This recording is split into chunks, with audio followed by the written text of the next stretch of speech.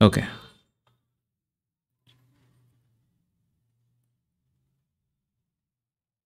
স্ক্রিনটাকে আমি শো করাচ্ছি।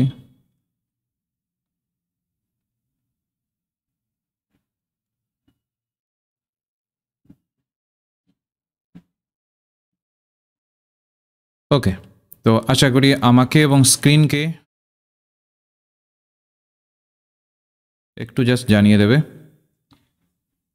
দুটোকেই আশা করি তোমরা সমানভাবে দেখতে পাচ্ছ, তাই তো? দেখা যাচ্ছে?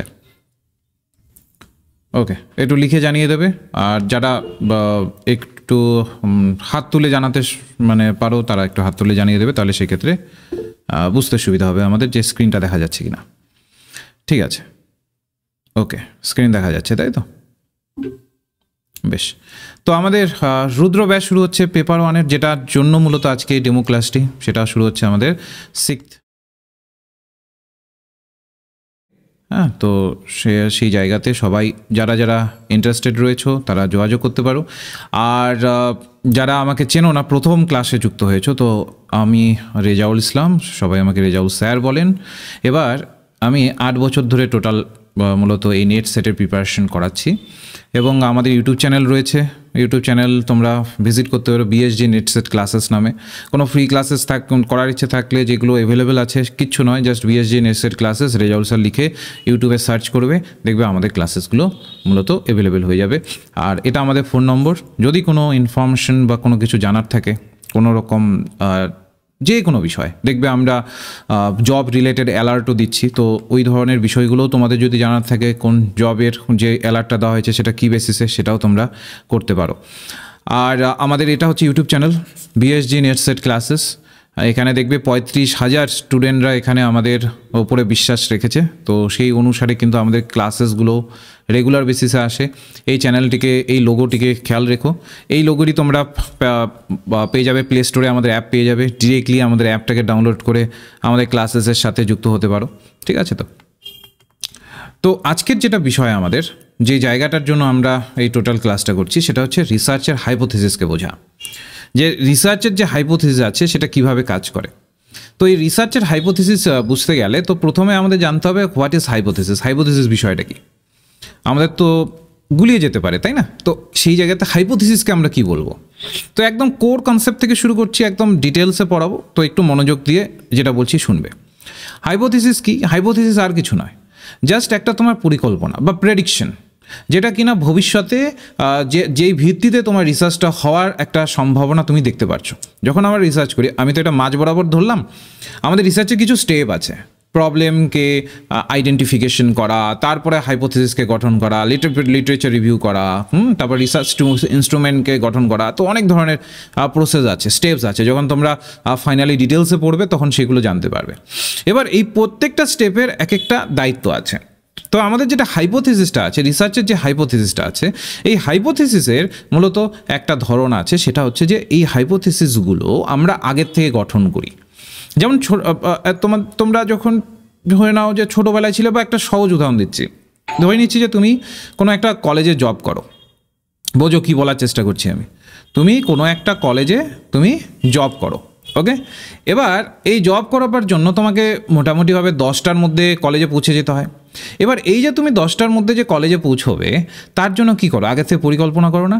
করো তো একটা, যে সকালে আমি মোটামুটিভাবে 6টার দিকে উঠে পড়বো, তারপরে দৈনন্দিন কাজ সেরে তারপরে আমি এই সময় বেরোবো, এই সময় বাস চলে আসে, বা ধরে নিচ্ছি যে তুমি বাইক নিয়ে যাবে বা স্কুটি নিয়ে যাবে, যেটাই তোমার রয়েছে। তো একটা প্ল্যানিং করে রাখি তো আমরা, যে আমি ঠিক 9টার মধ্যে বাসের স্টেশনে গিয়ে উপস্থিত হবো, সেখানে গাড়িতে উঠবো এবং কলেজে যেতে 1 ঘন্টা সময় লাগে, তারপরে পৌঁছবো। একটা করলে তো পরিকল্পনা, মোটামুটিভাবে একটা করলে। হ্যাঁ, ওটা সবসময় সাকসেসফুল হয় না, আমাদের রিসার্চের ক্ষেত্রে সব পরিকল্পনা সাকসেসফুল হয় না, কিন্তু ওই ব্যক্তি জীবনের সাথে আমি বোঝানোর চেষ্টা করছি। ধরে নাও পরিকল্পনা তো একটা করো, তারপরে ওটা হয় না, সেই জায়গাটা আবার পরের প্রশ্ন, কিন্তু একটা পরিকল্পনা তো করি আমরা, এবং তার প্রেক্ষিতে তারপরে এগোনোর চেষ্টা করি, তাই তো? তেমনি আমাদের রিসার্চের ক্ষেত্রেও যখন তুমি একটা রিসার্চ করবার চেষ্টা করবে, এই ধরনের একটা তোমার কিন্তু একটা পরিকল্পনা থাকে, বা রিসার্চার এই ধরনের একটা পরিকল্পনা করে এগোনোর চেষ্টা করে।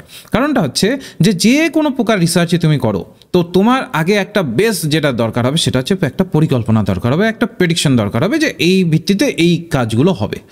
এইটাকেই কিন্তু আমরা হাইপোথিসিসের বেসিসে দেখে থাকি, যেখানে কিনা আমরা একটা অনুমান করি বললে ভুল হবে না, এবং সেইখানে মূলত ধরার চেষ্টা করি যে আমার যে রিসার্চটা হচ্ছে, আমি যে রিসার্চটা করব এটার এরকম সম্ভাবনা আছে, এবং তারপরে আমরা যখন ডেটা কালেকশন করি তখন ডেটার সাথে আমরা যে হাইপোথিসিসটা গঠন করেছি বা পরিকল্পনা করেছি বা প্রেডিকশন করেছি এইটাকে মিলিয়ে দেখার চেষ্টা করি, দেখি যে ডেটার সাথে আমাদের পরিকল্পনার কনসিস্টেন্সি আছে কিনা বা মিল আছে কিনা। যদি দেখা গেল যে আমাদের ডেটার সাথে আমাদের পরিকল্পনা ছিল দুটোর মধ্যে মিল আছে, এবার এটা দেখার জন্য অনেক ধরনের টেস্ট আছে, তো সেগুলোতে আমরা পরে আসবো, কাই স্কোয়ার টেস্ট, জি টেস্ট, পি টেস্ট, অনেক ধরনের টেস্ট আছে। তো এগুলোর যখন আমরা করে দেখবো যে হ্যাঁ আমাদের ডেটা যেটা আছে, ধরে নিচ্ছি আমাদের ডেটা এবং আমাদের হাইপোথিসিস দুটোর মধ্যে মূলত একটা মেলবন্ধন আছে বা একটা মিল আছে, যখন ফাইনালি আমরা বুঝতে পারবো যে হ্যাঁ সত্যি সত্যি একটা মিল আছে, তার মানে আমার রিসার্চের এই হাইপোথিসিসটাকে আমি তখন গ্রহণ করতে পারবো বা সেটাকে অ্যাকসেপ্ট করতে পারবো। যদি দেখি যে মিল নেই বা হাইপোথিসিস এক কথা বলা হয়েছে, ডেটা যেটা পাওয়া গেলো সেটার মধ্যে আরেক ধরন দেখা যাচ্ছে, যদি দেখি যে কনসিস্টেন্সি নেই, তাহলে সেই ক্ষেত্রে ওই যে পার্টিকুলার হাইপোথিসিসটি আছে ওটাকে কিন্তু তোমার রিজেক্ট করতে হবে। তো এই যে জায়গাটা, এইটা একদম ছোট্টভাবে আমি কিন্তু বোঝানোর চেষ্টা করলাম, একদম গল্পের ছলে বোঝাবো। তো এই জায়গাটাকে বুঝবে, আমাদের প্রত্যেকটি ক্লাস কিন্তু এইভাবেই গল্পের ছলে বিষয়গুলোকে ধরিয়ে দেওয়া হয়।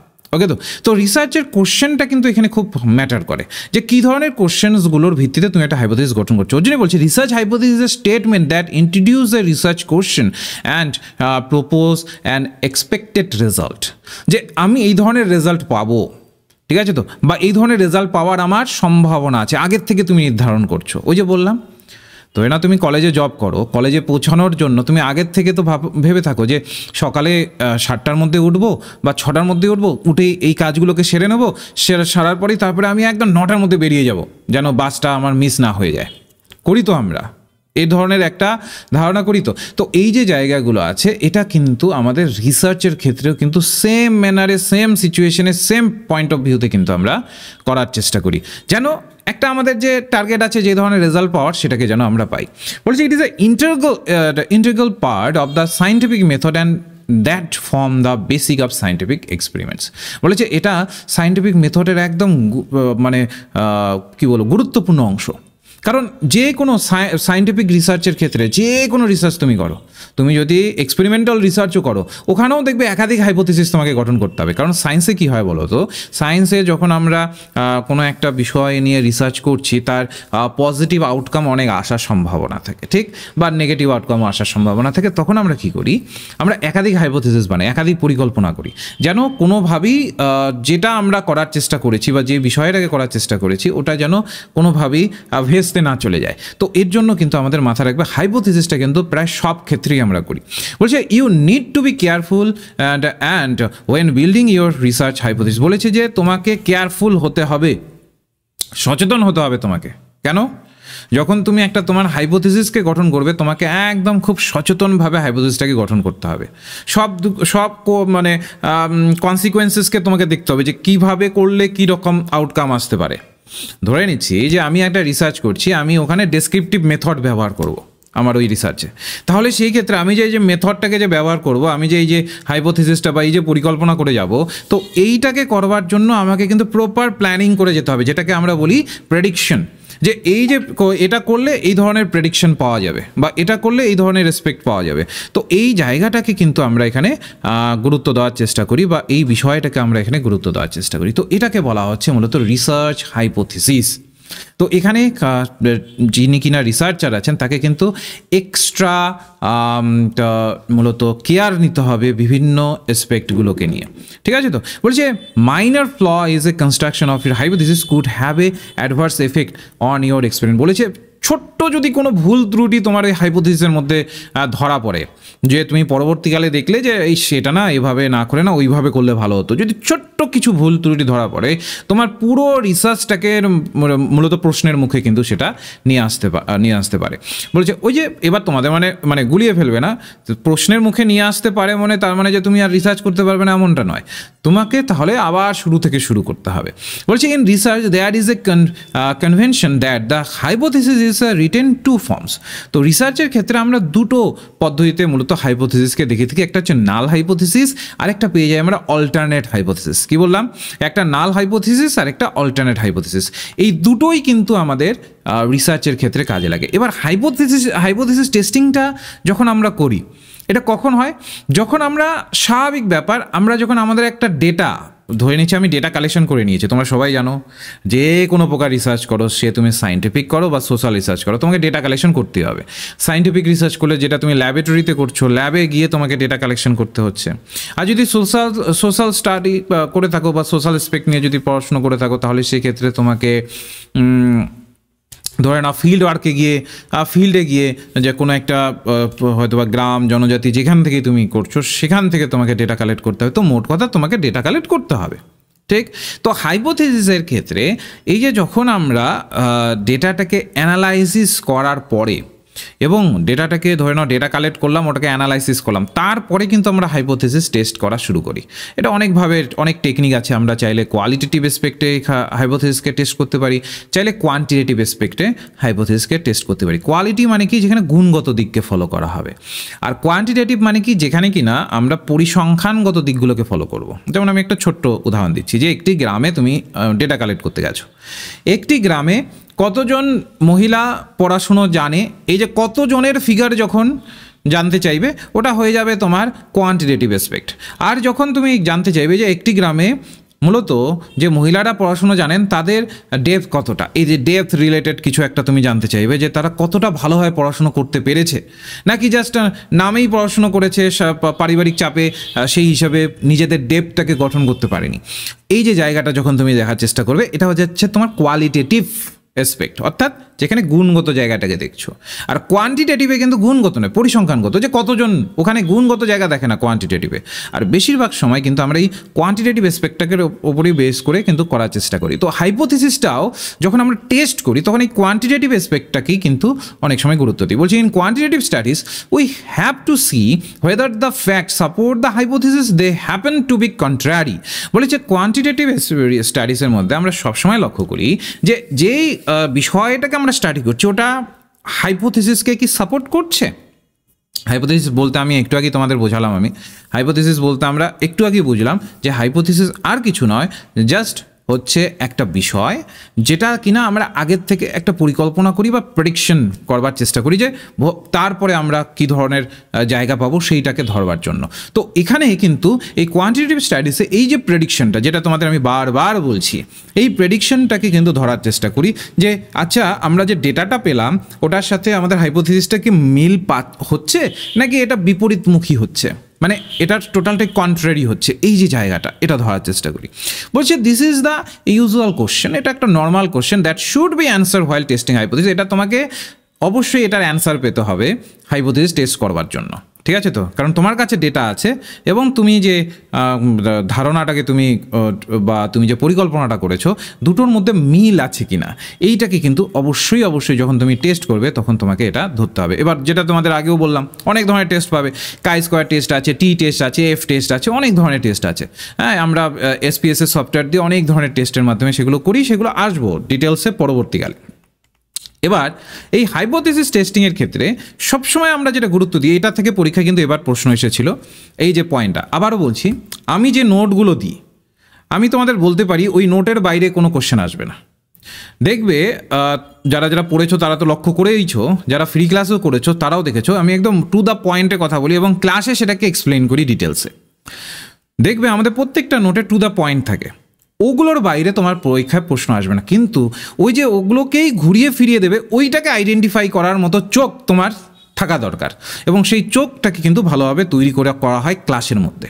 এর জন্য আমাদের কোর্সের ক্ষেত্রে ক্লাসটা অনেকটাই ইম্পর্টেন্ট, ঠিক আছে? তো অনেকটাই, না হলে তোমার ওই চোখ গঠন হবে না ওই বিষয়গুলোকে দেখার থ্রুলি, কারণ ওই ওপর পড়ে গেলে নেট কোয়ালিফাই করতে পারবে না, তাই না? তো এটাকে কিন্তু মাথায় রাখতে হবে। তো হাইপোথিসিস টেস্টিংয়ে কী রয়েছে বলছে, the hypothesis may be tested through use of one or more such test, এগুলো রয়েছে। এবার এটা ডিপেন্ড করবে তোমার নেচার, কী ধরনের ডেটার নেচার আছে, অবজেক্ট অফ রিসার্চ ইনকোয়ারি, আমরা কোন উদ্দেশ্যে রিসার্চের ইনকোয়ারিটাকে করছি তার উপরে। যদি দেখা যাচ্ছে যে আমরা যা ডেটা কালেক্ট করলাম এবং আমাদের যা হাইপোথিসিস আছে, দুটো মূলত মিলে যাচ্ছে, একদম পারফেক্টলি মিলে যাচ্ছে, তাহলে ওটাকে অ্যাকসেপ্ট করব। আর যদি দেখি যে না মিলছে না, আমরা যেটা পরিকল্পনা করেছিলাম এবং ডেটাটা যেটা পেলাম দুটোর মধ্যে একটা আকাশ জমিনের পার্থক্য রয়েছে, তো সেটাকে তখন আমাদের রিজেক্ট করতে হয়। কীভাবে বুঝবো যে আকাশ জমিন পার্থক্য কোনখানে রয়েছে কিনা? এটা আমাদের ওই টেস্টগুলো করে বোঝা যায়, যেটা আমি আগের স্লাইডে তোমাদের বোঝালাম যে অনেক ধরনের টেস্ট থাকে। এই যে টেস্টগুলো, এই যে কাই স্কোয়ার, টি টেস্ট, এফ টেস্ট, নোভা টেস্টও আছে, তো এক একটার প্রেক্ষিতে এক একটা করা হয়। এবার এখানে যাই হোক স্যাম্পলিং টেকনিক লেখা আছে, কিন্তু এটা হচ্ছে হাইপোথিসিস টেকনিক। তো হাইপোথিসিসের ক ধরনের টেকনিক আমরা পাই? হাইপোথিসিসের দু ধরনের টেকনিক আছে, বা দু ধরনের হাইপোথিসিস আমরা পাই। একটা হচ্ছে নাল হাইপোথিসিস, আর একটা হচ্ছে অল্টারনেট হাইপোথিসিস বা অল্টারনেটিভ হাইপোথিসিস। এই নাল আর অল্টারনেট এই দুটোকে এখন একটা খুব সুন্দরভাবে একটা ছবির সাহায্যে আমরা একটু গল্পের থ্রুতে বুঝবো, তারপরে মেন বিষয়ে ঢুকবো।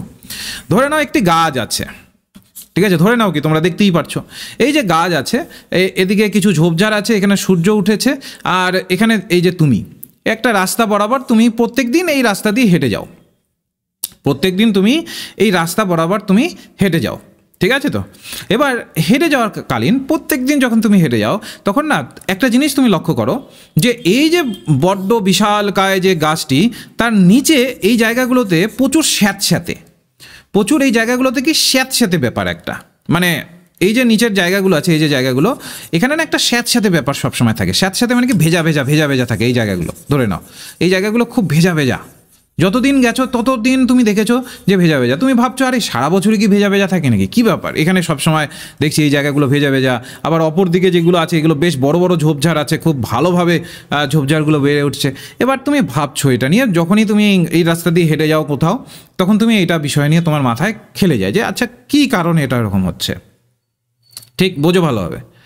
এবার এই জায়গাটা তুমি ভাবতে ভাবতে তোমার মাথায় আসলো যে মনে হয় যেহেতু গাছের পরিধিটা বেশি, অনেক ঝোপ মানে অনেক পাতা রয়েছে, গাছের জায়গাটা অনেক রয়েছে, অনেক পাতা রয়েছে, ফলে সূর্যের আলোটা না ডিরেক্টলি হয়তো গাছের নিচে পড়ে না, যার ফলে যেহেতু গাছের নিচে পড়ে না তার জন্যই হয়তো বা এইখানে এত স্যাঁতস্যাঁতে ভাব থাকে, যেহেতু সূর্যের আলো পায় না ওর জন্যই হয়তো বা এখানে স্যাঁতস্যাঁতে ভাবটা থাকে। দেখো ভালোভাবে বুঝো, এটা কি কোনো কি তুমি পরীক্ষা নিরীক্ষা করে তুমি কি এটা বুঝলে যে রাস্তা দিয়ে হাঁটছো তখনই কি সাথে সাথে পরীক্ষা নিরীক্ষা করছো? না, তোমার জাস্ট ব্রেইন তোমাকে একটা ইনফরমেশন দিল, তোমার ব্রেইন তোমাকে একটা ইনফরমেশন দিল যে এটা এই পসিবিলিটিস হতে পারে।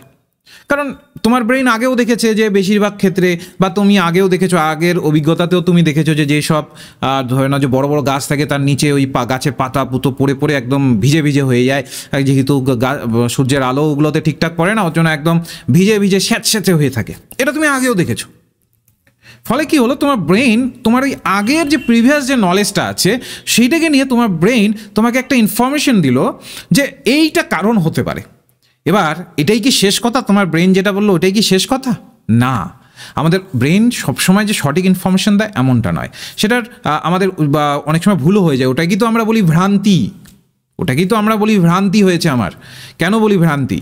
এটা দেখবে লজিক্যাল রিজনিং একটা পার্ট আছে তোমাদের, যেটাকে আমরা বলি হচ্ছে ফ্যালেসি, যেটাতে কিনা আমাদের বুঝতে ভুল হয়, হেতুটাকে বুঝতে আমরা ভুল করি বা কারণটাকে বুঝতে ভুল করি। তো আমাদের ব্রেইন অনেক সময় ভ্রান্তি করতে পারে, কিন্তু সবসময় যে ব্রেইন ভ্রান্তিতে থাকে এমনটাও নয়, কিছু কিছু ক্ষেত্রে ব্রেইন সঠিক থাকে। তো আমাদেরকে যে একটা ইনফরমেশন দিল যে এই যে গাছের নিচে এই যে স্যাঁতস্যাঁতে আছে, এটার কারণ হয়তো বা সূর্যের আলো ঠিকঠাক পড়ছে না তার জন্য, এই যে থটটা যে আমাদের ব্রেইনে যে ঢুকিয়ে দিল, এইটাই হচ্ছে আমাদের অল্টারনেট হাইপোথিসিস। এই যে থট যেটা আমাদের মাথায় ঢুকে গেল, এটাই হচ্ছে অল্টারনেট হাইপোথিসিস। আর নাল হাইপোথিসিস কি? নাল হাইপোথিসিস সবসময় বলে নাল মানে কিচ্ছু নেই, শূন্য, যে সূর্যের আলোর সাথে গাছের নিচের এই যে স্যাঁতস্যাঁতে ভাব, এটার সাথে এটার কোনো সম্পর্ক নেই, প্রমাণ করতে হবে। প্রমাণ করে যদি সম্পর্ক বেরোয় তাহলে বিশ্বাস করবো, নাহলে বিশ্বাস করবো না। এটা হচ্ছে নাল হাইপোথিসিসের কথা। নাল হাইপোথিসিস কোন পথে যায়? সবসময় প্রমাণের ভিত্তিতে প্রমাণ করতে হবে মূলত, তাহলে বিশ্বাস করবো, নাহলে করবো না। তো নাল হাইপোথিসিস কি করি আমরা সবসময়? কি বলতো, নাল হাইপোথিসিসকে আমরা ভুল প্রমাণ করবার চেষ্টা করি, নাল হাইপোথিসিসকে ডিসপ্রুভ করবার চেষ্টা করি। প্রত্যেক রিসার্চার নাল হাইপোথিসিসকে ডিসপ্রুভ করবার চেষ্টা করে। কেন? কারণ নাল হাইপোথিসিস বলে যে কোনোটার সাথে কোনোটার সম্পর্ক নেই, কিন্তু আমরা তো সম্পর্ক দেখানোর চেষ্টা করি। ওর জন্য নাল হাইপোথিসিসকে আমরা কিন্তু ডিসপ্রুভ করবার চেষ্টা করি। বুঝতে পারলে তো? আর আমাদের রিসার্চের ক্ষেত্রে দুটো এসপেক্টই তো থাকে, হয় প্রুভ করছি নয় ডিসপ্রুভ করছি। ঠিক আছে? তো হয় প্রুভ করছি, ডিসপ্রুভ করতে হয় না, অটোমেটিক হয়েই যায়, কিন্তু হয় প্রুভ করছি নয়তো বা ডিসপ্রুভ হচ্ছে, এই দুটো এসপেক্টই তো আমরা লক্ষ্য করি। তো এই হচ্ছে আমাদের নাল এবং অল্টারনেট হাইপোথিসিস। তাহলে আমি কি বললাম, আবার রিপিট করছি।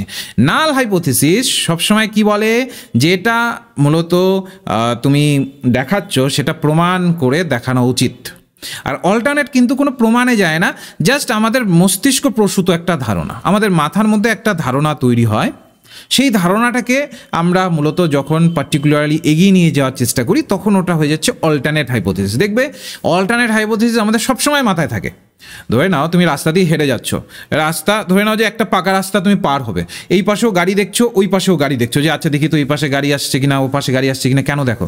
কারণ তোমার জানো যে অ্যাক্সিডেন্ট হওয়ার সম্ভাবনা আছে। তোমার মাথা তোমাকে, তোমার ব্রেন তোমাকে ইনফরমেশন দিয়ে দিয়েছে, যদি তুমি ভুল পদক্ষেপ নাও তাহলে তুমি এইখানেই স্পট ডেট হয়ে যেতে পারো। ঠিক আছে? তো তাহলে এই যে তোমার মাথা তোমাকে ইনফরমেশন দেয় ফ্র্যাকশন অফ সেকেন্ডের মধ্যে, এবং তার ভিত্তিতে তুমি একটা সঠিক ডিসিশন নাও বা যেটাই হোক না কেন, তো এটা আমরা কখন করি? যখন আমাদের ব্রেনের মধ্যে ওই থটটা আসে। তো অল্টারনেট হাইপোথিসিস সবসময় ক্রমশ আমাদের ব্রেনের মধ্যে এই ধরনের থট দিয়ে থাকে। রিসার্চেও এক্সেপশনাল নয়, রিসার্চের ক্ষেত্রেও এই থটগুলো আসে। এবার অল্টারনেট হাইপোথিসিসে সবসময় আমাদের ব্রেনে মাথায় রাখবো, লিখে রাখো, ওর জন্যই বললাম খাতা পেন রাখতে হবে। লেখো অল্টারনেট হাইপোথিসিস, তারপরে লেখো মস্তিষ্ক প্রসূত ধারণা। আমাদের ব্রেনের মধ্যে যে ধারণাটা অটোমেটিক ক্রিয়েট হয় সেটাকে বলি আমরা অল্টারনেট হাইপোথিসিস। আর তারপর নিচে লেখো নাল হাইপোথিসিস, তার পাশে লিখে রাখো যেটাকে কিনা প্রমাণ করে মূলত ডিসপ্রুভ করতে হয়। কারণ নাল হাইপোথিসিস সবসময় বলে যেটা প্রমাণ হবে সেটাকে স্বীকার করা উচিত, যেটা প্রমাণ হবে না সেটাকে স্বীকার করা উচিত নয়। অর্থাৎ কোনোটার সাথে কোনোটার সম্পর্ককে নাল হাইপোথিসিস কিন্তু স্বীকার করে না যতক্ষণ না প্রমাণ করে দেখাচ্ছ। এবার তোমাদের মাথায় প্রশ্ন আসবে যে স্যার তাহলে নাল হাইপোথিসিসকে যদি এই যে উদাহরণটা দিলেন এটাকেই যদি আমি করার চেষ্টা করি আমার রিসার্চে, তাহলে ফার্দার এবার আমরা কি করব? এবার হাইপোথিসিসের প্রশ্ন আমার মাথায় চলে এলো, আমরা বুঝে নিলাম, মাথায় নিয়ে নিলাম।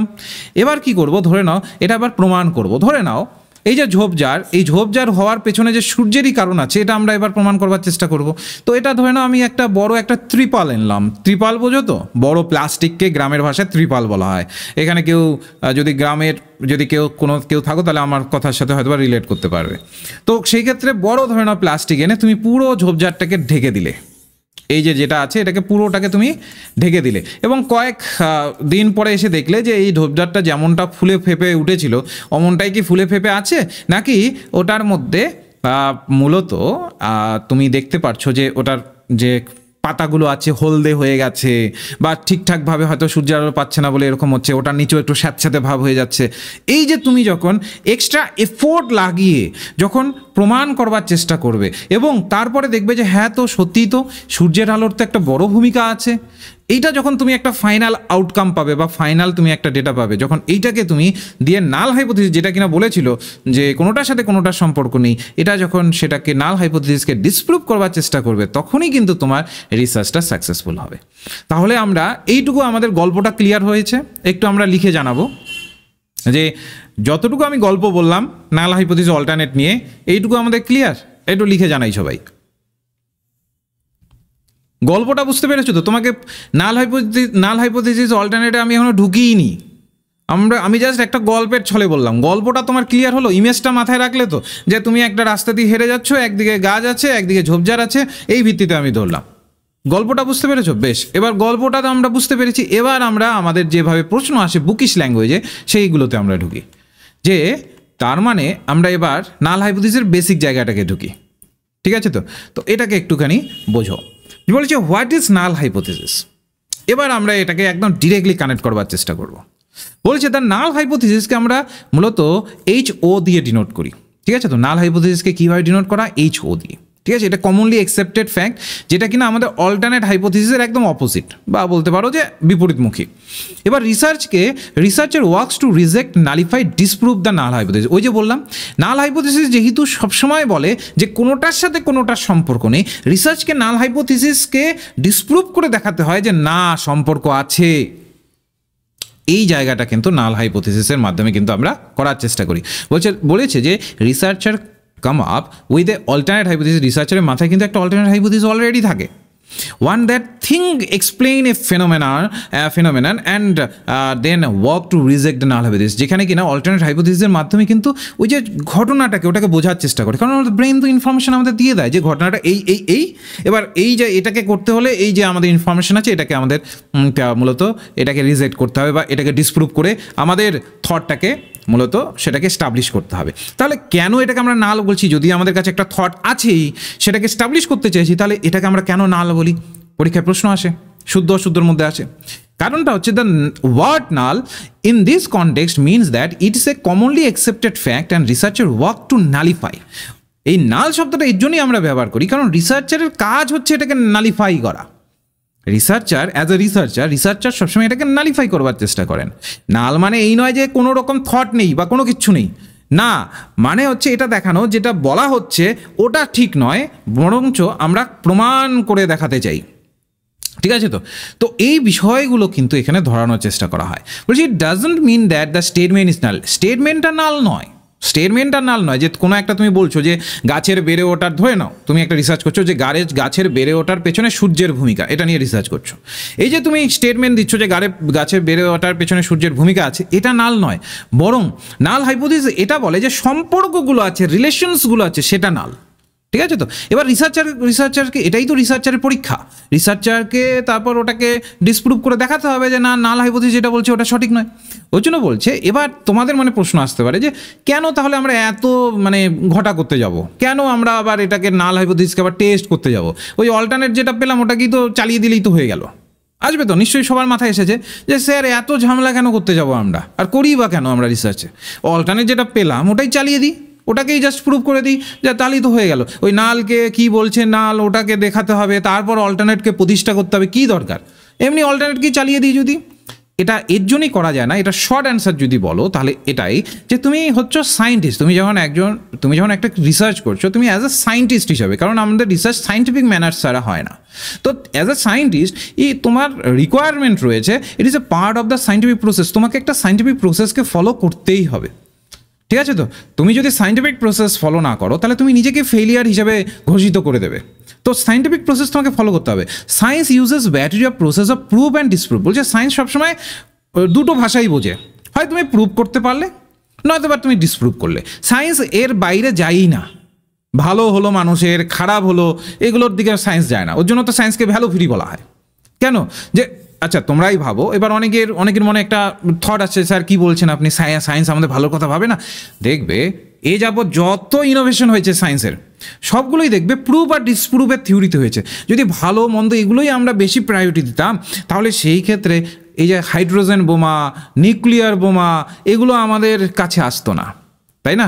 ওই যে যখন নিউক্লিয়ার বোমা যিনি তৈরি করলেন, তখন তিনি কি করলেন?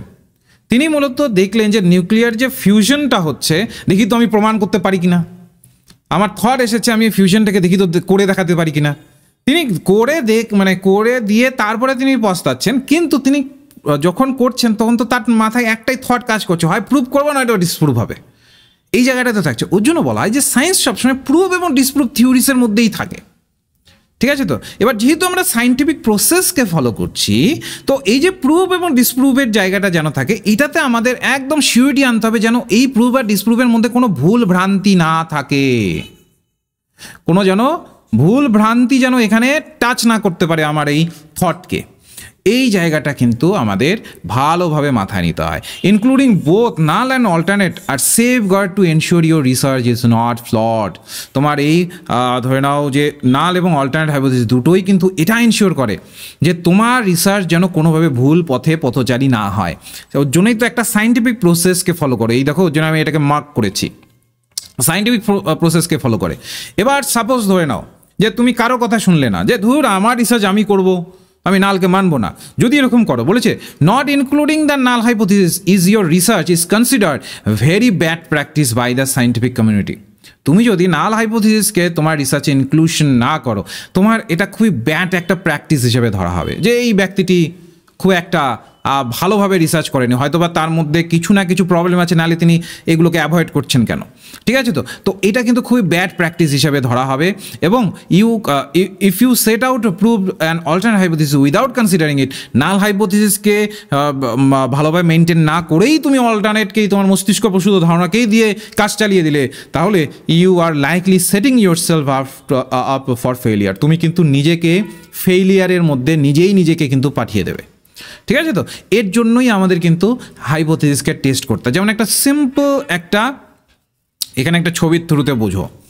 আমরা সবাই জানি যে গাছের গ্রোথ মানে বৃদ্ধির জন্য, গাছের বৃদ্ধির জন্য জলের ভূমিকা কতটা, এটা আমরা সবাই জানি। বা ফার্টিলাইজার, বা ধরে নাও যে আমাদের শরীরের যেমন অসুখ হয় তেমনি গাছেদেরও তো অসুখ হয়, তো সেই ক্ষেত্রে গাছেদের অসুখকে তাড়ানোর জন্য সেই ক্ষেত্রে আমরা ফার্টিলাইজার ব্যবহার করি। আমরা জানি ফার্টিলাইজার দিলে গাছের গ্রোথ ভালো হবে, এটা আমরা জানি, এটা আমাদের বেসিক সেন্সে হয়েছে। এটা হচ্ছে অল্টারনেট হাইপোথিসিস, আমাদের ব্রেনের মধ্যে ওটা গেঁথে গেছে, কারণ আদার্স পয়েন্ট অফ ভিউ তো অনেক কিছু আমরা দেখেছি। এবার নাল হাইপোথিসিস কি বলে? নাল হাইপোথিসিস বলে যে এই ফার্টিলাইজারের সাথে এই গাছের গ্রোথের কোনো সম্পর্ক নেই, এটা তোমাকে প্রমাণ করে দেখাতে হবে, তবেই বিশ্বাস হবে। এই যে জায়গাটা, এটা সবসময় মূলত নাল হাইপোথিসিস বলে। তো নাল হাইপোথিসিস সবসময় ডিনাই এর এসপেক্টে কাজ করে, অল্টারনেট সবসময় মূলত অ্যাকসেপ্টেন্সের ভিত্তিতে কাজ করে, মাথায় রাখবো আমরা। এবার যদি আমরা দেখি অল্টারনেট হাইপোথিসিসকে, তো অল্টারনেট হাইপোথিসিস কি বলতো? যে অল্টারনেট হাইপোথিসিস হচ্ছে একটা স্টেটমেন্ট যেটা কিনা স্ট্যাটিস্টিক্যাল ইনফারেন্সের ভিত্তিতে আমরা কিন্তু ধরার চেষ্টা করি। এটা টোটালটাই কিন্তু নাল হাইপোথিসিসের একদম বিপরীত। এটাকে আমরা HA বা H1 দিয়ে কিন্তু এটাকে আমরা ডিনোট করি, আর অল্টারনেটকে আমরা HA H1, আর আমরা নালকে কি দিয়ে ডিনোট করি একটু লিখে জানাও তো দেখি কে প্রথম থেকে ক্লাস করেছো এবং মন দিয়ে শুনেছো। নালকে আমরা কি দিয়ে ডিনোট করি? অল্টারনেটকে না হয় HA দিয়ে আমরা ডিনোট করি, নালকে আমরা কি দিয়ে ডিনোট করি? একদম যাক, ক্লাসটা করেছো, মন দিয়ে করেছো, তো এই জায়গাটা কিন্তু মাথায় রাখতে হবে। বলছে in this hypothesis difference between two or more variable is predicted by the researcher. বলেছে দুটোর মধ্যে যে মূলত সম্পর্ক আছে, এটা কিন্তু রিসার্চার প্রেডিক্ট করেন। এটা রিসার্চার কী করেন? প্রেডিক্ট করেন। Such that pattern of data observe in test is not due to chance. এটা জাস্ট মনে করো যে চ্যান্সের ভিত্তিতে হলো, হঠাৎ করে তোমার মাথায় চলে আসলো এমন নয়, এটা একটা প্রেডিকশনের ভিত্তিতে হয়, এবং এই প্রেডিকশনটা আমরা আগের থেকে করি। যেমন ধরে নাও তুমি ওই দূর আকাশে, ধরে নিচ্ছি যে তুমি অনেক দূরে একটা পাহাড় থেকে অনেক দূরে দাঁড়িয়ে আছো, পাহাড়ে দেখছো ধোঁয়া উঠছে পাহাড়ে। এবার তুমি একটা প্রেডিকশন করলে যে আচ্ছা, তার মানে ধোঁয়া যেহেতু উঠছে আগুনও আছে। ওই যে একটা আছে না সংস্কৃতের শ্লোক, যে যত্র যত্র ধোঁয়া তত্র তত্র ওয়ানিক, তাই না? যেখানে যেখানে ধোঁয়া আছে ওখানে আগুনও আছে। তো সেই ক্ষেত্রে এই যে যত্র যত্র ধোঁয়া তত্র তত্র ওয়ানিক, এই যে তুমি দূর পাহাড়ে দেখলে, দূর পাহাড়ে দেখে তুমি একটা অনুমান করলে যে ওখানে যেহেতু ধোঁয়া উঠছে, তার মানে আগুন নিশ্চয়ই আছে। আগুন না হলে, আমি তো এতদিন যাবৎ দেখে এসেছি আমার মা রান্না করে যখন, তখন উনুনে যখন রান্না করছে আগুন জ্বালাচ্ছে, তার ভিত্তিতে ধোঁয়া উঠছে। বা আমি কোনো জায়গায় হয়তো বা আগুন তাপানোর জন্য আগুন ধরিয়েছি, আগুন জ্বালালাম, তারপরে ধোঁয়া আসছে, তো আমার একটা বেসিক সেন্স তো আছে। এবং ওই বেসিক সেন্সের ভিত্তিতে আমি দূরে হয়তো আগুনটাকে দেখতে পাচ্ছি না, কিন্তু ধোঁয়াটাকে তো দেখতে পাচ্ছি, সাদা সাদা ধোঁয়া। তো ওটাতে আমি একটা অনুমান করছি বা একটা প্রেডিকশন করছি যে তার মানে ওখানেও আগুন আছে। কিন্তু তুমি তো আগুনটাকে দেখলে না দূর থেকে, কিন্তু করতে তো পারলে। কেন? কারণ ওটা তোমার ব্রেইন সেখানে তোমাকে সহায়তা করলো ওই আগের বিষয়ের সাথে বর্তমান বিষয়টাকে কানেকশন করিয়ে একটা তোমার থট প্রসেসকে সেই প্যাটার্নটা অনুসারে পরিচালিত করতে। অল্টারনেট হাইপোথিসিস এইভাবেই গঠন হয়, সম্পূর্ণটা আমাদের ব্রেইনের থ্রুতে কিন্তু আগের ভিত্তিতে হয়ে থাকে। আমাদের দেখবে সব কিছুতেই আমাদের ব্রেন কিন্তু আগে আমাদের ইনফরমেশন দিয়ে দেয় যে আচ্ছা এটা হতে পারে। এরপরে একজন ব্যক্তি তোমার উপরে তেড়ে আসছে, পুরো স্পিডে তোমার প্রতি আসছে, তোমার দিকে আসছে, তোমার ব্রেন সাথে সাথে কিন্তু তোমাকে ইনফরমেশন দেয় তোমাকে সরে যেতে হবে, নাহলে তোমাকে হয়তো বা সে প্রহার করতে পারে বা মারতে পারে, বা হতে পারে যে তোমার সাথে দেখা করবার চেষ্টা করছে, তোমাকে ব্রেন কিন্তু সাথে সাথে তোমাকে ইনফরমেশন দেবে। তো এই জায়গাগুলো কিন্তু অল্টারনেট হাইপোথিসিসের ভিত্তিতে হয়ে থাকে। তো মাথায় রাখবো আমরা, তো অল্টারনেট হাইপোথিসিস সবসময় আমাদের মস্তিষ্ক প্রসূত, আমাদের ব্রেইনের ভিত্তিতে হয়। এটাকে একটা খুবই সোজা সাপটা উদাহরণ দিয়ে তোমাদেরকে বোঝাচ্ছি। ধরে নাও তুমি কোনো কলেজে ধরে নাও যে প্রথমে একটা কলেজে জয়েনিং তুমি করেছো, ওই কলেজের পাশে না একটা পুকুর আছে বা একটা নদী আছে, সাপোজ ধরে নাও ওই কলেজের পাশে একটা নদী আছে।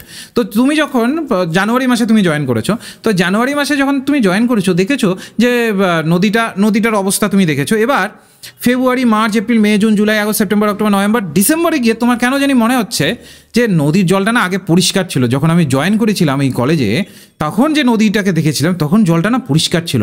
এখন না নদীর জলটা পরিষ্কার মনে হচ্ছে না, আগের তুলনায় এখন নদীর জল নোংরা হয়ে গেছে। এই যে আমরা বলি না, এই যে একটা প্রেডিকশন করি না, এটা কেন করি? বা এই যে একটা ধারণা যে তৈরি করি, এটা কেন হয় আমাদের? কারণ আমাদের ব্রেন কোনো না কোনোভাবে আমাদের সিগন্যাল দেয় যে আগে ঠিক ছিল, এখন ঠিক নেই।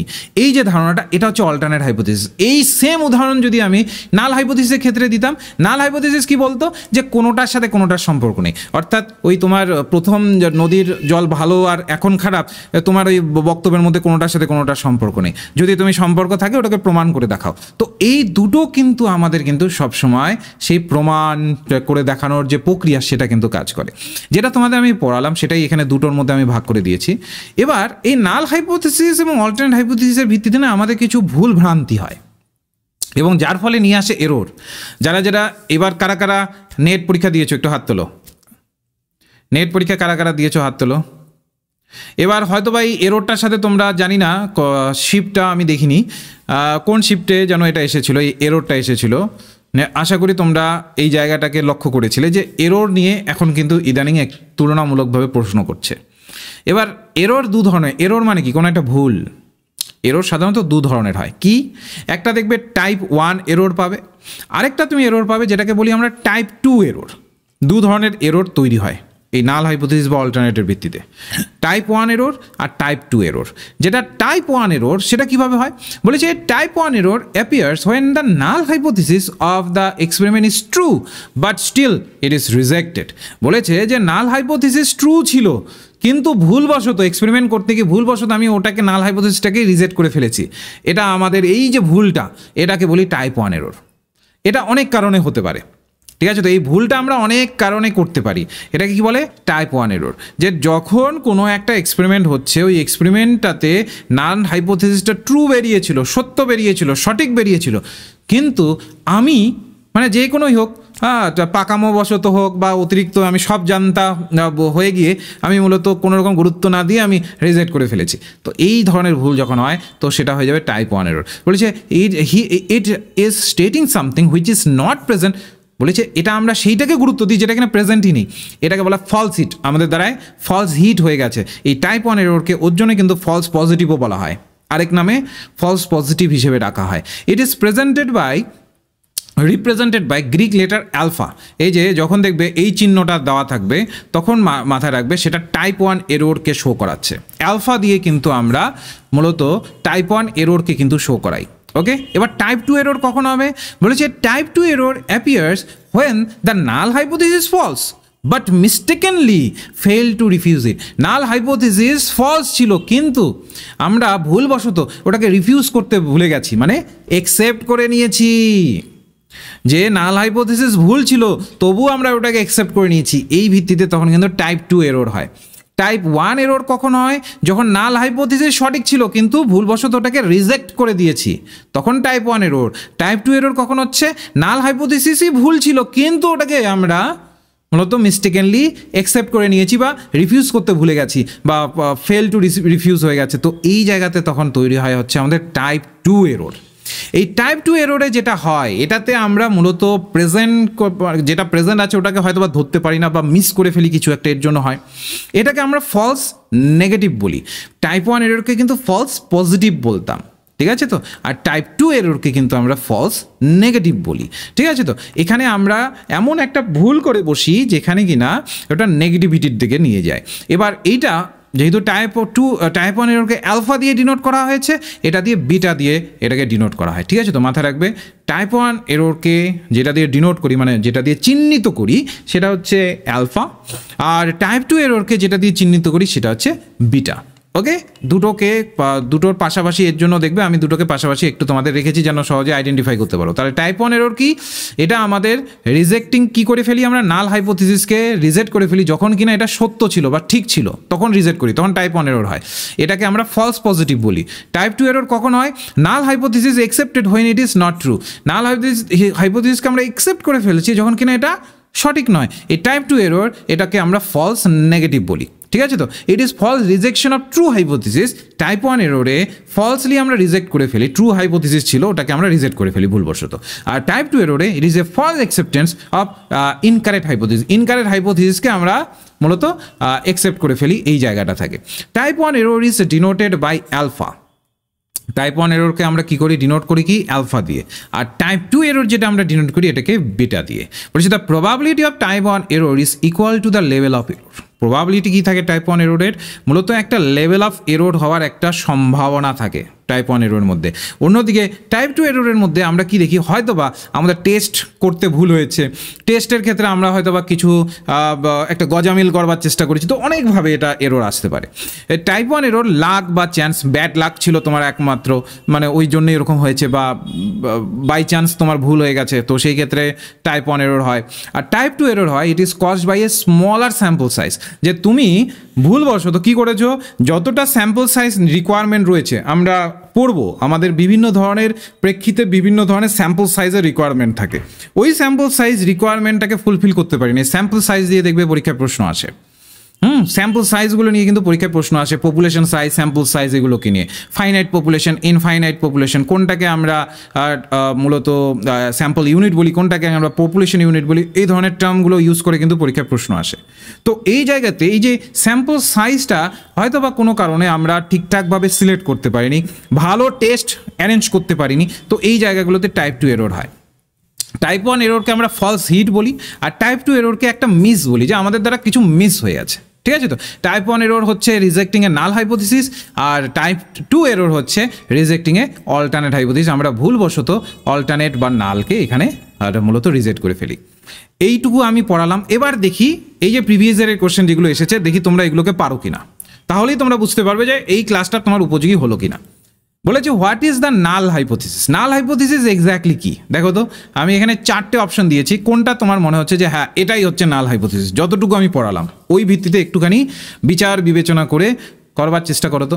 বলছে নাল হাইপোথিসিস কি, বলেছে hypothesis that researcher want to prove, একটা হাইপোথিসিস যেটা কিনা রিসার্চার প্রুভ করবার চেষ্টা করছেন। A hypothesis that is assume to be true unless evidence suggested otherwise. বলেছে যেটা অ্যাজিউম করা হচ্ছে মূলত ট্রু, কিন্তু যতক্ষণ না এভিডেন্স আসছে ততক্ষণ এটার উপরে বিশ্বাস রাখা হচ্ছে না। A hypothesis that must always be false, যেটা সবসময় ফলস হবে এটা বোঝাচ্ছে, নাকি a hypothesis that is never use to statistical testing, কখনোই সেটা ইউজ করা হচ্ছে না স্ট্যাটিস্টিক্যাল টেস্টিংয়ের ক্ষেত্রে, কোনটা হতে পারে?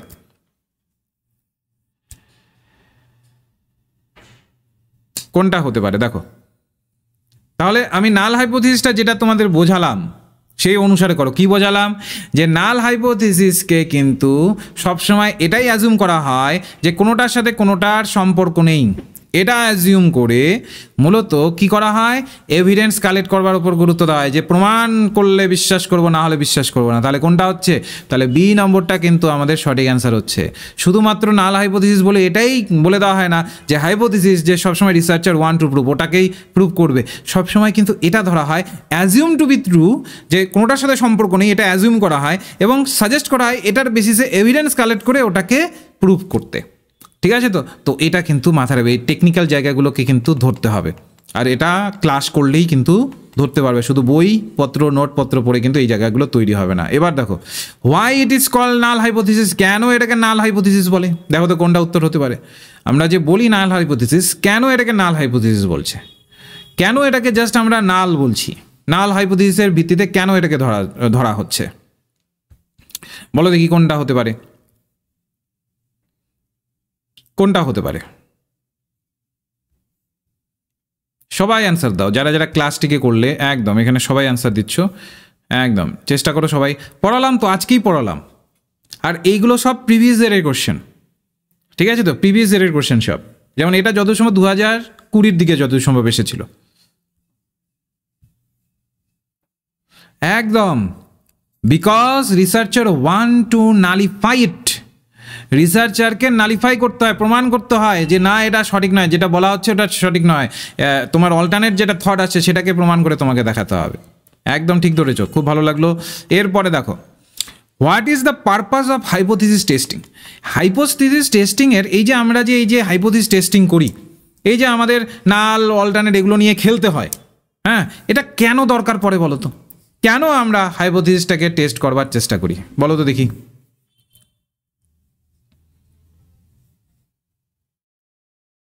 কেন আমাদের টেস্টিংয়ের রিকোয়ারমেন্ট হয়? ভালোভাবে পড়ে দেখো। নাল হাইপোথিসিসকে প্রুভ করবার জন্য আমরা টেস্ট করি, নাকি to accept alternate hypothesis without testing ছাড়াই অল্টারনেটকে স্বীকার করবার জন্য করি, নাকি to evaluate whether there is enough evidence to reject the null hypothesis? যে নাল হাইপোথিসিস যেটা বলছে কোনোটার সাথে কোনোটার সম্পর্ক নেই, ওই যে হাইপোথিসিসটা আছে ওটাকে রিজেক্ট করবার জন্য আমরা করি, নাকি to manipulate data to fit the expected outcome? আমরা ডেটাটাকে ম্যানিপুলেট করি একটা ফ্যাক্টকে, এক্সপেক্টেড আউটকামকে ধরার জন্য। কোনটা তোমাদের মনে হচ্ছে হতে পারে বা সম্ভাবনা আছে? দেখো দেখি। একদম যারা যারা এখানে সি অ্যান্সারটা দিলে একদম সঠিক অ্যান্সার দিয়েছো।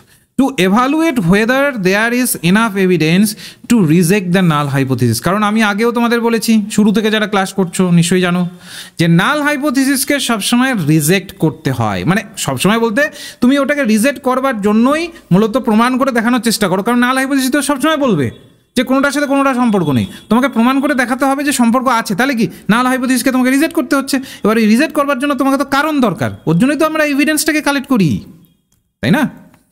এর পরেরটা দেখো তো, how is the alternate hypothesis related to the null hypothesis? বলছে নাল হাইপোথিসিসের সাথে অল্টারনেট হাইপোথিসিস কীভাবে রিলেট রয়েছে, বা কীভাবে এটার সাথে একটার সাথে আরেকটাকে আমরা যোগ করতে পারি। দেখো তো কোনটা হতে পারে, এদের মধ্যে যে সম্পর্কটা আছে কিভাবে আমরা এটাকে ধরতে পারি, কোনটা হতে পারে? এদের সম্পর্কটা কি ধরনের বলো দেখি? এই যে নাল এবং অল্টারনেট, এদের মধ্যে যে সম্পর্কটা আছে এটা কি ধরনের সম্পর্ক? একদম এটা বি হবে।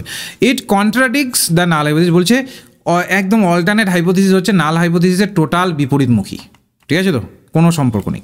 এবার বলছে in a study to test the water quality of a river, যেটা তোমাদের আমি পড়ালাম একটু আগে, which of the following could be an alternate hypothesis? নিচের অপশন মধ্যে কোনটাকে তুমি অল্টারনেট হাইপোথিসিস বলে স্বীকার করতে পারবে?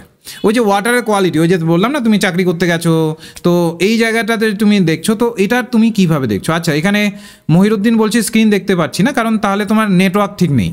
তো একটু ভালো জায়গায় গিয়ে নেটওয়ার্কটাকে একটু, বা যেখানে ভালো পাবে তোমার বাড়ির, ওখানে গিয়ে একটু ক্লাসটাই করার চেষ্টা করো, দেখবে স্ক্রিন দেখতে পারবে। আচ্ছা, এমনি সবাই দেখতে পাচ্ছ তো স্ক্রিন? একটু আমাকে জানাও তো, সবাই দেখতে পাচ্ছ তো? ওকে, তাহলে সবাই যেহেতু দেখতে পাচ্ছ, তাহলে যারা যারা দেখতে পাচ্ছ না তাদের নেটওয়ার্কেরই ইস্যু রয়েছে, একটু ভালো জায়গায় গিয়ে ক্লাসে জয়েন করো। আবার এখনও তো ক্লাস অনেকক্ষণ রয়েছে, তো ভালো জায়গায় গিয়ে জয়েন করো, তাহলে দেখবে ঠিক ধরতে পারবে। তো কি বলেছে এটাকে? বলেছে in a study to test, এটাতে আমরা কি ব্যবহার করি? তো মাথায় রাখবো আমরা এই ক্ষেত্রে আমরা যেটা করি সেটা হচ্ছে the water quality is better the second half of the year. ধরে নাও যে এই ধারণা আমরা নিলাম যে ওয়াটার কোয়ালিটি আগের থেকে এখন বেটার রয়েছে। এটা তুমি কোনো প্রমাণ করে কিন্তু করলে না, কিন্তু হ্যাঁ তোমার মাথা বলে দিল বা তোমার ব্রেন বলে দিল, তো এখানে বি নম্বরটা সঠিক অ্যান্সার হয়ে যাবে। এরপরে হচ্ছে হোয়াট ইজ টাইপ 1 এরর? তো একটু আগেই তোমাদের পড়ালাম, দেখি তো ধরতে পারো কিনা। টাইপ 1 এরর কখন হয়? টাইপ 1 এরর কখন হয়? কখন টাইপ 1 এরর হয় দেখি তো ধরতে পারছো কিনা? একটু আগেই পড়ালাম কিন্তু, বলো দেখি টাইপ 1 এরর কখন হয়? একদম good, C rejecting the true null hypothesis. কোনো কারণে আমরা ট্রু যেটা মূলত রয়েছে, ট্রু নাল হাইপোথিসিস রয়েছে, ওটাকে রিজেক্ট করে ফেলেছি, এটা হচ্ছে আমাদের টাইপ 1 এরর, ঠিক আছে তো? এরপরে টাইপ 2 এরর কখন হয় দেখো দেখি। টাইপ 2 এরর কখন হয়? কখন বলবো যে এই সময় টাইপ 2 এরর হবে?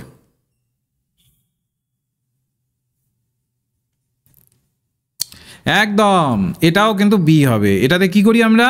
একসেপ্টিং the false null hypothesis. False null হাইপোথিসিসকে আমরা ভুলবশত একসেপ্ট করে নিয়েছি, তখন কিন্তু আমাদের মূলত এটা কি হয়ে যাবে? টাইপ 2 এরর হবে। এবার বলেছে what symbol represent the probability of type 1 error? কোন সিম্বলটা আমরা টাইপ 1 এররের ক্ষেত্রে ব্যবহার করি? দেখো তো কোন সিম্বলটাকে আমরা টাইপ 1 এররের ক্ষেত্রে ব্যবহার করি, কোনটা হবে?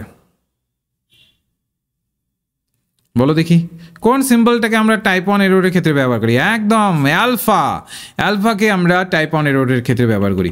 আর কোন সিম্বলকে আমরা মূলত, আচ্ছা, what does the type 2 error result in? আচ্ছা, এই যে আমি তোমাদের পড়িয়েছিলাম ফলস পজিটিভ আর ফলস নেগেটিভ। এবার বলো তো টাইপ 2 এররের রেজাল্ট হিসেবে আমরা কি পাই? ফলস পজিটিভ পাই, ফলস নেগেটিভ পাই, ট্রু পজিটিভ পাই, ট্রু নেগেটিভ পাই। কি হবে টাইপ 2 এররে? কোনটা হবে বলো দেখি? একদম ফলস নেগেটিভ। ঠিক আছে তো, ঠিক ধরেছো। এবার বলেছে why is it important to test the null hypothesis rather than just proving the alternate hypothesis? কেন আমাদের মূলত টেস্ট করতে হয় নাল হাইপোথিসিসকে?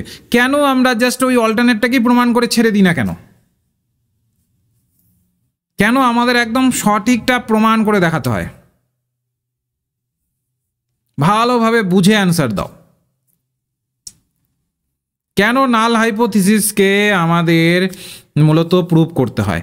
নাল হাইপোথিসিসকে প্রুভ করবার জন্য কি দুটোকেই আমাদের অল্টারনেটকেও নালের মধ্যে ঢুকিয়ে দিতে হয় নাকি? Because researcher always prefer the null hypothesis, researcher সবসময় নাল হাইপোথিসিসকে প্রেফার করে এর জন্য নাকি? Because it ensure research validity and prevent flood conclusion, যেন ভ্যালিডিটি মানে বৈধতা যেন রিসার্চের মধ্যে থাকে এবং আমরা যেন ভুল ভ্রান্তি না করে বসি, সেটাকে করবার জন্য করা হয় নাকি? Because the alternate hypothesis never correct, alternate hypothesis কখনো কারেক্ট হবে না, ওর জন্যই আমাদের নাল হাইপোথিসিসকে প্রুভ করতে হয়। কারণটা কি? কারণটা হচ্ছে আমাদের সি। বুঝতে পেরেছো তো? একদম সঠিক অ্যান্সার হচ্ছে আমাদের সি। ওকে, কারণ সিম্পল হিসাব, আমরা যেন ভুল পথচারী না হই। ঠিক আছে তো, এইভাবে কিন্তু টোটালটাকে করা হয়। ক্লাসটাকে ভালো লাগলো? একটা ছোট্ট কনসেপ্টকে নিয়েছিলাম আমি, নাল এবং অল্টারনেট। আমি বোঝাতে পারলাম সবাইকে? এইভাবেই কিন্তু তোমাদের রুদ্র ব্যাচে যেটা আমাদের শুরু হবে সেটাতে কিন্তু এইভাবেই তোমাদেরকে পড়ানো হবে। ঠিক আছে তো, প্রত্যেকটা বিষয়কে এইভাবে ছোট খুঁটিয়ে খুঁটিয়ে মূলত পড়াবো। কারণ আমার আগাগোড়াই হচ্ছে কনসেপ্ট রয়েছে, তোমাদের যদি ভালোভাবে বোঝাতে পারি তোমরা পরীক্ষায় ভালো পারফরমেন্স দেখিয়ে আসবে। ঠিক আছে তো? তো এটা আমাদের একদম 6 মাসের টোটাল পরিকল্পনা করা আছে। প্রশ্নের ফরম্যাট যেমনটা এখনকার দিনে তোমরা দেখতে পারো, সিকোয়েন্সের আকারে আসে, স্টেপস আকারে আসে, অ্যাজারশন এবং রিজনটাকে বেশি গুরুত্ব দেওয়া হয়। তো আমরা এই যে আমাদের রুদ্র ব্যাচে মূলত এই অ্যাজারশন, রিজন, সিকোয়েন্স, স্টেপ এগুলোর উপরে ফোকাস করে কিন্তু তোমাদেরকে পড়ানোর চেষ্টা করব। একদম নিখুঁতভাবে সবগুলোকে করব। প্রিভিয়াস 10 থেকে 20 বছরের তোমাদের ডিআইকে মূলত কিন্তু কমপ্লিট করিয়ে দেবো এবং বাকি এই যে রিসার্চেরও যে ধরনের প্রিভিয়াস ইয়ারের কোশ্চেন এসেছে একদম PYQs ক্লাসে এই যে যেমনটা তোমাদের পড়াই আমি এইভাবে ধরে ধরে সলভ করাবো। ঠিক আছে? আর আমি যেহেতু পড়াবো ক্লাসের প্রথম থেকেই তোমরা কিন্তু প্র্যাকটিস সেট পেয়ে যাবে। 6000+ কিন্তু তোমরা প্র্যাকটিস সেট পেয়ে যাবে। একদম ওই প্র্যাকটিস সেট বেসিসে তুমি ক্লাস হবে, নিজেকে মানে পরীক্ষা করতে পারবে। সব থেকে মজার বিষয় হচ্ছে আমাদের অ্যাপেতে তুমি একদম কানেক্ট থাকবে এবং অ্যাপের মধ্যে যত আমাদের 2000 প্র্যাকটিস সেট অলরেডি অ্যাপের মধ্যে আপলোড করা আছে ওগুলো সাথে সাথে অ্যাক্সেস করতে পারবে। তারপরে হচ্ছে বাংলা ইংলিশ দুভাষাতেই থাকবে, একদম আপডেটেড থাকবে। কারণ প্রত্যেক দেখবে আমাদের একটা ব্যাচের থেকে আরেকটা ব্যাচের যা স্টাডি মেটেরিয়াল মূলত একটু পার্থক্য থাকে। কেন? কারণ আমরা প্রিভিয়াস ধরে নাও স্টাডি মেটেরিয়াল যেটা দিয়েছি তারপরে পরীক্ষা কী ধরনের হয়েছে এবং পরীক্ষার ভিত্তিতে কী কী ইনক্লুড করতে হচ্ছে ওই চ্যাপ্টারে, নতুন করে কী কী ঢোকানো উচিত, এগুলো কিন্তু আমরা কিন্তু প্রতিনিয়ত করি। ফলে আপডেটেড স্টাডি মেটেরিয়াল কিন্তু থাকে আমাদের বাংলা এবং ইংলিশ দুভাষাতেই থাকবে, দুই ভাষাতেই। ঠিক আছে? ইংলিশ দেখে মূলত পড়ানো হবে যেমনটা আজকে আমি পড়ালাম। কারণটা হচ্ছে, এটার কারণটা খুবই সিম্পল, পরীক্ষাতে ইংলিশে কোশ্চেন থাকে। এবার আমি যদি তোমাদেরকে ইংলিশের যে টার্মসগুলো আছে সেটাকে যদি না বোঝাই তাহলে তোমরা কীভাবে ধরবে বা কীভাবে বুঝতে পারবে? তো এইটাকে কিন্তু তোমাদের করতে হয়। তো ওর জন্য কিন্তু ইংলিশে দেখিয়ে পড়িয়েছি। আজকে কি অসুবিধা হয়েছে যখন আমি ইংলিশে বিষয়গুলোকে ধরে পড়ালাম? অসুবিধা নিশ্চয়ই হয়নি। তো এই জায়গাগুলো কিন্তু আমরা এখানে ফোকাস করি বা এই জায়গাগুলোর উপরে কিন্তু গুরুত্ব দিই। ঠিক আছে? তো যেন কিনা একদম নিখুঁতভাবে প্রত্যেকটা বিষয়কে তোমাদের সামনে উপস্থাপন করতে পারি। এমন যেন না হয় যে বিষয়গুলো তুমি ধরতেই পারছো না বা তোমার হাতের নাগালি আসছে না, এমনটা হবে না। বা পরীক্ষা হলে গিয়ে একদম মানে এমনভাবে হয়ে গেল যে আচ্ছা এই প্রশ্ন কোথা থেকে আসলো তুমি কল্পনাই করতে পারলে না, এমন কখনোই হবে না। কারণ প্রত্যেকটা বিষয়কে ধরে তোমাদেরকে কিন্তু পড়ানো হবে, প্রত্যেকটা বিষয়কে ধরে সামনে আনা হবে। তো এমন কখনই হবে না যে তুমি পরীক্ষা হলে গিয়ে অবাক হয়ে গেলে যে এই কোশ্চেন কোথা থেকে আসলো। বুঝতে পারলে তো? তো এই জায়গাটাকে কিন্তু ওইভাবে পড়ানো হয় এবং লাইন ধরে পড়াবো, ওটাই ওই মেটেরিয়ালই সাথেই ক্লাসের পরে পেয়ে যাবে। এবার রেকর্ডেড ক্লাস থাকবে। অনেকেরই থাকে যে হাউস ওয়াইফ আছো, অনেকেই আছো হয়তোবা জব করো, তো তাদের জন্য রেকর্ডেড ক্লাস, আর শুধুমাত্র রেকর্ডেড ক্লাস নয়, লাইভে যেটা পড়াবো ওটাই রেকর্ডেড ক্লাস হিসেবে থাকবে। যখন ইচ্ছে তখন তুমি ওগুলোকে দেখে নিতে পারো। যেমন তোমরা ইউটিউবে দেখো না, তেমনি আমাদের অ্যাপের মধ্যে তোমার অ্যাকাউন্টের থ্রুতে তুমি দেখে নিতে পারবে। আর 1 ঘন্টা বা 1.5 ঘন্টা নয়, অনেক সময় দেখবে অনেক কোচিং ইনস্টিটিউশন কী করে, যে আমরা 1 ঘন্টা পড়াই, সপ্তাহে 3 দিন 4 দিন 1 ঘন্টা পড়াই। এটা প্রত্যেকটা ক্লাস আমাদের সপ্তাহে 2 দিনই হবে আমাদের কনস্ট্যান্ট, কিন্তু প্রত্যেকটা ক্লাস 2 ঘন্টার করে হবে। একদম তোমার প্রবলেমগুলোকে ইনডেপথে গিয়ে সলভ করবার চেষ্টা করা হবে, এবং সাথে সাথে আমাদের যে প্র্যাকটিসের আসে এক্সট্রা ক্লাস, সেই জায়গাগুলোও কিন্তু মূলত আসবে। আর আমি তোমাদের রেজাউল স্যার, তোমরা মূলত যাকে ইউটিউবে দেখে থাকো, অর্থাৎ আমি যে ক্লাস নিচ্ছি, যে এটাও আমি ক্লাস নিলাম, তো এটাই আমি কিন্তু তোমাদের প্রত্যেক সপ্তাহে কাউন্সেলিং করব, প্রত্যেক সপ্তাহে আমি ক্লাস নেব, এবং সেই অনুসারে দেখার চেষ্টা করব কোনটাতে তোমাদের মূলত ডেপথ আরও একটু বাড়াতে হবে, কোন জায়গাগুলোকে আরও ইজিলি বোঝালে তোমরা বুঝতে পারবে। এমন কখনই হবে না যে আমি বলছি আমি পড়াবো, বা আমি তোমার সামনে এসে সমস্ত কিছু করালাম, আবার যখন তোমরা জয়েন করলে তখন অন্য টিচার দিয়ে পড়াচ্ছি যাদের পড়ানো পছন্দ হচ্ছে না তোমার, যেটা হয় অন্য জায়গায়, যে এত কম ফিজে এত এইরকম সুবিধে আছে, তারপর যখন ভেতরে ঢুকে দেখো তখন দেখবে যে অন্য টিচার করাচ্ছে, তখন তোমাকে উল্টা প্রশ্ন করবে। ঠিক আছে, তো যেমনটা অনেকেই অভিজ্ঞতা আমাকে জানিয়েছো, যে তখন উল্টা তোমাকে প্রশ্ন করে যে উনি কি খারাপ পড়াবেন, উনি কি এই পড়াবেন ওই পড়াবেন। তো তারপরে তোমার আর উপায় থাকে না, যেহেতু ফিস দিয়ে দিয়েছো, তখন তোমরা আর কিছু করার থাকে না। আমাদের সেই হিসাবে মান্থলি ফিস আছে। ঠিক আছে, তো তোমার যদি বিন্দু মাত্র মনে হয় যে না রেজাউল স্যারের পড়া আমার ভালো লাগছে না, বিন্দু মাত্র, তুমি সাথে সাথে অবজেকশন করতে পারো। ঠিক আছে, তো অবশ্যই মান্থলি ফিজের মাধ্যমে আমি পড়াবো, আমি যেমনভাবে তোমাদেরকে বোঝাই এইভাবেই বোঝাবো প্রত্যেকটা বিষয়কে, এবং প্রত্যেক সপ্তাহে তোমাদের কাউন্সেলিং করবো, যেন কিনা তোমাদের একটা বেটার ম্যানারে আমি পরীক্ষায় কোয়ালিফাই করাতে পারি। দেখবে আমাদের অনেক স্টুডেন্ট কোয়ালিফাই করেছে, যারা হোয়াটসঅ্যাপে গ্রুপে আছো, আমি দিয়েছিলাম, আমাদের স্ট্যাটাসেও আমরা দিয়েছিলাম কতজন কোয়ালিফাই করেছে। হ্যাঁ, সেই ক্ষেত্রে নেট জিআরএফ তো এমনি এমনি পাচ্ছে না, তো অবশ্যই এটার প্রপার গাইডেন্সের জন্য। আর আবারও বলবো, যেটা আমি তোমাদের ওই যেটা এর আগের দিনের একটা স্টাডি প্ল্যানের ক্লাসে আমি বলেছিলাম, যে দেখো পেপার 2টা, অনেকে হয়তো বা ভাবছো যে পেপার 2টা পড়বো, ব্যাস পেপার 2 থেকে আমি নম্বর তুলে আনবো। মাথায় রাখবে, পেপার 2তে একটা নির্দিষ্ট পয়েন্ট পর্যন্ত নির্দিষ্ট কোশ্চেনই তুমি ঠিক করতে পারবে, তারপরে কিন্তু তোমার পেপার 1-এরই দরকার হবে, কারণ পেপার 1-এ 50খানা কোশ্চেন থাকে। সেখান থেকে একটু যদি মনোযোগ দিয়ে পড়ো আমাদের সাথে, সেখান থেকে 30 থেকে 35খানা করা কোনো ব্যাপার নেই। আর যদি একটু ভালোভাবে করো, তুমি অনেকটা ধরে নাও যে 40-এর কাছাকাছিও চলে যেতে পারো। তো সেই জায়গাটাকে একটু যদি মনোযোগ দিয়ে করো, কারণ একটা ফরম্যাটে পরীক্ষায় প্রশ্ন আসে, তো ওই ফরম্যাটগুলো আমরা ধরিয়ে দেবো। এই যে দেখো, আমি এই যে ডিআইটা প্রিভিয়াস ইয়ারের কোশ্চেনকে আমি সলভ করাই, বা ধরে নাও যেই কোনো mathematical reasoning, logical reasoning previous ইয়ারের কোশ্চেনকে সলভ করাই। কেন করাই? প্যাটার্নগুলোকে তোমাকে একদম হাতে ধরে ধরে দেখিয়ে দেবো, যে এই যে প্যাটার্ন, এই যে নিয়ম, ডিআইয়ের কিছু নিয়ম আছে, হাতে ধরে ধরে দেখিয়ে দেবো। তো অবশ্যই চেষ্টা করবে মূলত সেই অনুসারে আমরা যেভাবে পড়াচ্ছি সেই হিসাবে মূলত নিজেকে তৈরি করবার। এবার মান্থলি ফিস দিয়ে একদম ঘরে বসেই তুমি নেট সেট কোয়ালিফাই করার একদম উপযুক্ত তোমাকে করে তুলবো। এটা অবশ্যই আগেও আমি কথা দিয়েছিলাম, আবারও দেবো, ভবিষ্যতেও দেবো, যে তৈরি করে দেবো। ঠিক আছে, তো আর আমাদের ব্যাচে এমন কখনোই হয় না যে একবারই অনেকজনকে একবারে ঢুকিয়ে দিয়ে করানো হচ্ছে না। দেখবে আমরা মূলত কিছু জনের মধ্যেই সীমিত থাকি। এর আগেও অনেকেই ফোন করেছিল, তখন আমি বলেছিলাম না যে এখন আর এই ব্যাচে নেওয়া হচ্ছে না, পরে ব্যাচ থেকে তুমি জয়েন করতে পারো বলেছিলাম। তো সেই অনুসারে কিন্তু আমাদের থাকে, একদম ভিড় পাকিয়ে দেওয়া হয় না, একদম নির্দিষ্টভাবে তোমাকে যাচাই করা হবে, এবং আমাদের অ্যাপের স্ট্রাকচারটাও ওই ধরনের গঠন করা। একবার তুমি যদি ঢুকে যাও, তাহলে তুমি কোন জায়গাটাতে কি করছো, কতটুকু ভালো হচ্ছে, কতটুকু বেটার করতে হবে, সে সমস্তটা কিন্তু একদম হাতে নাতে আমরা কিন্তু বুঝতে পারি, এবং সেই অনুসারে ক্লাসে দেখবে সেই অনুসারে আপডেটেড করবার চেষ্টা করি আমরা। ঠিক আছে, তো চেষ্টা করবে যারা মূলত টার্গেট রয়েছে, তোমাদের একটা টার্গেট রয়েছে জয়েন করবার, সেটা করবার। আর অনেকেই এখানে জিজ্ঞেস করছিলে যে সেটের কবে অ্যাপ্লাই শুরু হবে। সেটের দেখো এই আগস্ট সেপ্টেম্বরের দিকে অ্যাপ্লাই শুরু হয়, তো সেই সময়গুলোতেই অ্যাপ্লাই শুরু হবে। আর নেটের তো 1-2 সপ্তাহের মধ্যেই হয়তো বা নোটিফিকেশান দিয়ে দেবে নেটের, সেই ভিত্তিতে অ্যাপ্লাই শুরু হবে। তো তোমরা যারা যুক্ত হতে চাইছো, অ্যাপের থেকে ডিরেক্টলি পারচেস করে নিতে পারো, বা আমাদের যে মোবাইল নম্বরটা উপরে দেখছো 9064253244, এখানে এই ক্লাসের শেষে মেসেজ করতে পারো 9064253244। এখানে ক্লাসের শেষে মেসেজ করতে পারো।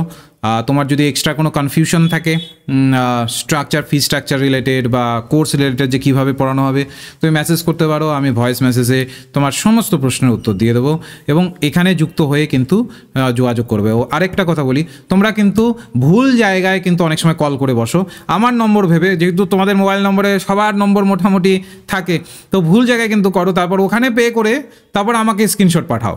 এটা কিন্তু করবে না। আমার কাছে আগে ভেরিফাই করে নেবে আমার নম্বরটাকে, হ্যাঁ, বা এই নম্বরটাকে নিয়ে নেবে।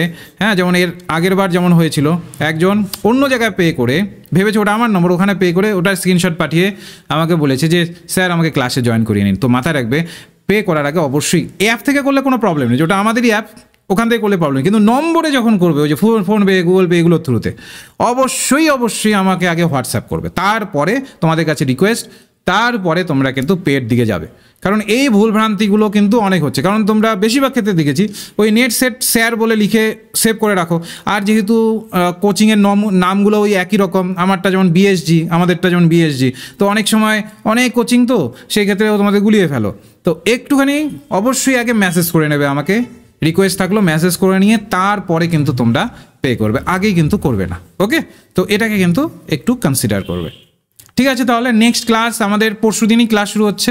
পরশুদিনে তাহলে তোমাদের সাথে দেখা হচ্ছে একদম প্রপার প্ল্যান মাফিক। পরশুদিন থেকে দেখবে 2 ঘন্টার টানা ক্লাসের মাধ্যমে আমরা ক্লাসগুলোকে করার চেষ্টা করব এবং এইটুকু কথা দিতে পারি যে তোমাদের একদম আমি নিখুঁতভাবে তৈরি করে দেবো। তারপরের যে স্টেপ আছে, যে ধরনের ধরে নাও জয়েন করার পরে কোন কোন জায়গাগুলো কিভাবে হবে, সেটা তো স্বাভাবিক পেইড ব্যাচের মধ্যেই দেখানো হবে, তো সেটা কিন্তু পরেই তোমরা বুঝতে পারবে। ও এটা তো আর ওপেনলি সেভাবে দেখানো সম্ভব নয়, তো পেইড ব্যাচের মধ্যে কিন্তু থাকবে যে কোন দিন কী ধরনের ক্লাস হচ্ছে, কোনভাবে কীভাবে এগোবে, সমস্তটা তখন একদম তোমরা হোয়াটসঅ্যাপের মধ্যে সমস্ত আপডেট পাবে।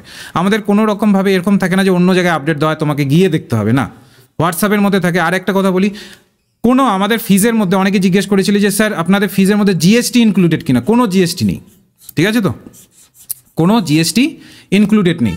মানে এমন নয় যে তোমাকে ফিজটা পে করে আবার এক্সট্রা জিএসটি দিতে হবে 18%, যেটা অনেক ইনস্টিটিউশনে নিচ্ছে, না, আমাদের এখানে একদম আমাদের যে ফিজটা রাখা আছে ওটার মধ্যেই সমস্ত কিছু আছে, ওই ফিজের বাইরে 1 টাকাও কোনো কিছু নেই। ওকে, তো তোমরা অ্যাপটাকে দেখে ওখানে তাড়াতাড়ি জয়েন করে নেবে এবং চেষ্টা করবে কালকের মধ্যে জয়েন করার, কারণ অ্যাপের প্রসেসে একটু আমাদের সময় লাগে, একটু প্রসেসটা করতে সময় লাগে, সবাইকে অ্যাড করতে হয়, ইউজার নেম পাসওয়ার্ড তৈরি করতে হয়, তো সেক্ষেত্রে একটু লেন্দি প্রসেস। তো তোমরা যদি কালকের মধ্যে জয়েন করে নাও, তাহলে পরশুদিন যেহেতু রাতে ক্লাস হচ্ছে, তো সেক্ষেত্রে আমরা ইজিলি তোমাদেরকে সবাইকে, যারা যারা জয়েন করবে সবাইকে ক্লাসে জয়েন করাতে পারবো। ঠিক আছে, তো এই পর্যন্ত রাখছি। হ্যাঁ, তো ভালো থেকো সবাই, আর নেক্সট ক্লাসে তাহলে দেখা হচ্ছে। আবারও তোমাদেরকে গুড নাইট সকলকে, আর আশা করি ক্লাসটা তোমাদের ভালো লেগেছে। রাখছি তাহলে, ঠিক আছে।